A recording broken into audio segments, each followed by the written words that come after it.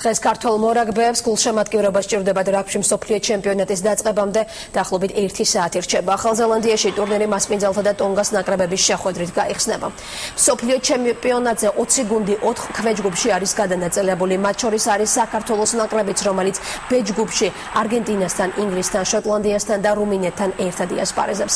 პორტუგალოსნები პირველ შეხვედრას 14 სექტემბერს შოტლანდიის წინააღმდეგ თბილისის დროით 11 საათსა და 30 წუთზე გამართავენ. ქართველი რაგბისტები უკვე მოექცნენ CNN-ის ყურადღების ობიექტივში.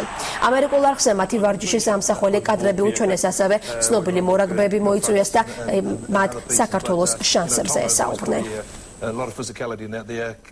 Canada and being maybe one of the nations, if anyone was to spring a surprise, they could be it. Yeah, I spoke to Andy Robertson, the Scottish coach, the other day. We talked about Argentina. They're physical. They're getting a lot better. To get through to a quarter-final, semi-final, and final. And I think of upsets. საქართველოს ნაკრები საკმაოდ ძლიერი და გამოცდილი რაგბისტებითაა დაკომპლექტებული.